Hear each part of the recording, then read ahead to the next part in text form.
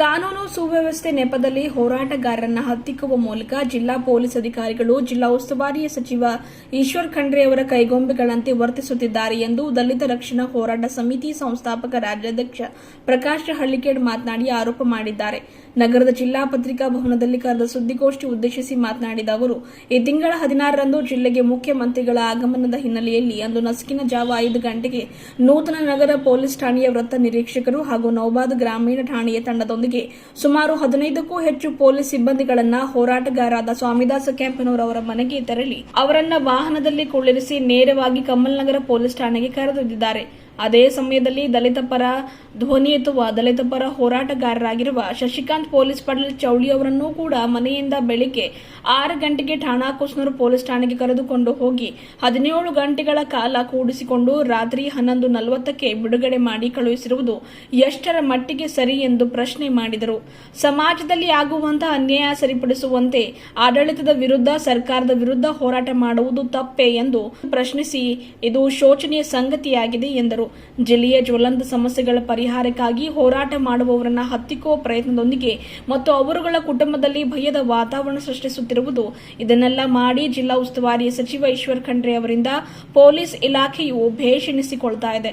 ಆದರೆ ಹೋರಾಟ ಚಳವಳಿ ನಿಂತ ನೀರಲ್ಲ. ಇದು ಸರ್ಕಾರಕ್ಕೆ ಮತ್ತು ಆಡಳಿತಕ್ಕೆ ಗೊತ್ತಿರಬೇಕು.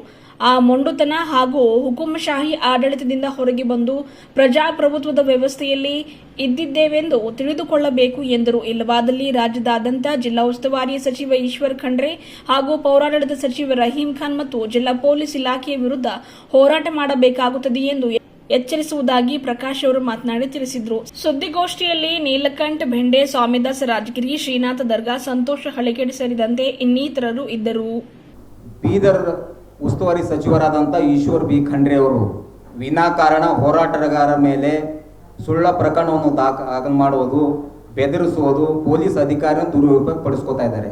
ಇವತ್ತು ನಮ್ಮ ನ್ಯೂ ಟೌನ್ ಪೊಲೀಸ್ ಸ್ಟೇಷನ್ನ ಸರ್ಕಲ್ ಇನ್ಸ್ಪೆಕ್ಟರ್ ಆದಂಥ ವಿಜಯ್ ಕುಮಾರ್ ಬೋಗಿ ಅವರು ಯಾಕೆ ಸಚಿವರ ಮ್ಯಾಗ ಎಷ್ಟು ಪ್ರೀತಿ ಬಂದದೋ ನಮಗೆ ಗೊತ್ತಾಗ್ತಾ ಇಲ್ಲ.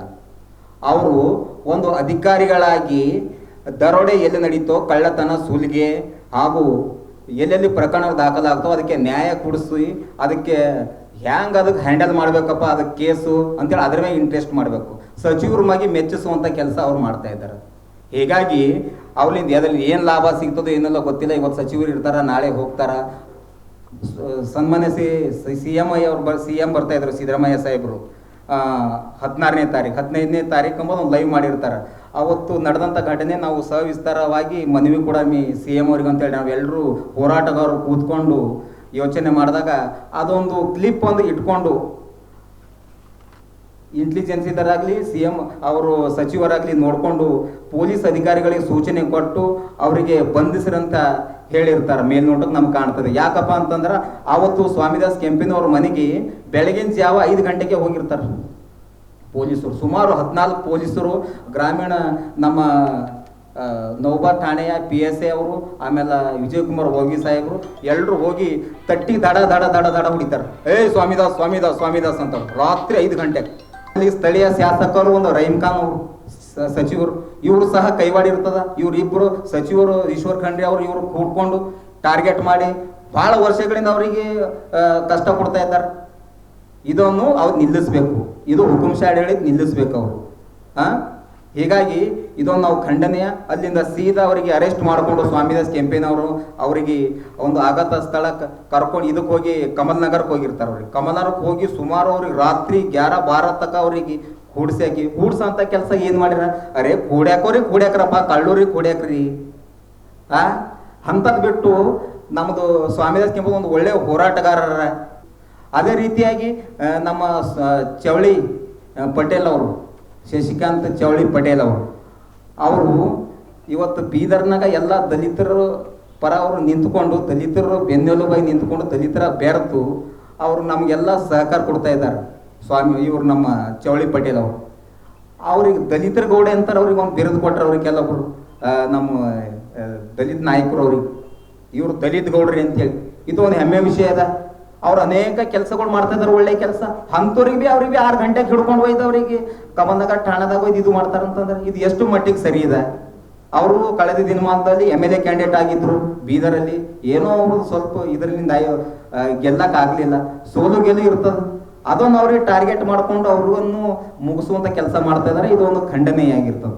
ಹೀಗಾಗಿ ನಾವು ಕೊಡೋರಲ್ಲ, ನಾವು ದಲಿತ ರಕ್ಷಣಾ ಹೋರಾಟ ಸಮಿತಿ ವತಿಯಿಂದ ಇಡೀ ರಾಜ್ಯದಂತ ನಮ್ಮ ಸಂಘಟನೆ ಇದೆ. ಇವ್ರು ಹಿಂಗೆ ನಡೆದ್ರು ಅಂದ್ರೆ ಹಂತ ಹಂತವಾಗಿ ವಿವಿಧ ರೂಪಗಳಲ್ಲಿ ನಾವು ಇವರ ವಿರುದ್ಧ ಹೋರಾಟ ಮಾಡಬೇಕಾಗ್ತದೆ, ಸಚಿವರ ವಿರುದ್ಧ ಅಂತೇಳಿ ನಾವು ಎಚ್ಚರಿಕೆ ಕೊಡ್ತೇವೆ. ಅದೇ ರೀತಿಯಾಗಿ ನಮ್ಮ ವಿಜಯ್ ಕುಮಾರ್ ಬಾಗಿ ಸಾಹೇಬರು, ಸರ್ಕಲ್ ಸಾಹೇಬರು, ಇವರು ಒಂದು ದಲಿತರ ಪರ ಇರಬೇಕು, ನ್ಯಾಯದ ಪರ ಇರಬೇಕು. ಸುಮ್ಮನೆ ಒಂದು ಸಚಿವರದು ಕೈಗೊಂಬೆ ಕೆಲಸ ಮಾಡೋದು ಇವ್ರು ನಿಲ್ಲಿಸಬೇಕು. ಇಲ್ದಿದ್ದರೆ ಇವರಿಗೆ ನಾವು ಪೊಲೀಸ್ ನಿರ್ದೇಶಕರಿಗೆ ಬೆಂಗಳೂರಿಗೆ ಹೋಗಿ ಇವ್ರ ಬಗ್ಗೆ ಇವ್ರ ವಿರುದ್ಧವಾಗಿ ನಾವು ಒಂದು ಮನವಿ ಕೊಡ್ಬೇಕಾಗ್ತದೆ ಅಂತ ಹೇಳಿ ಈ ಮೂಲಕ ನಾವು ಹೇಳ್ತೇವೆ.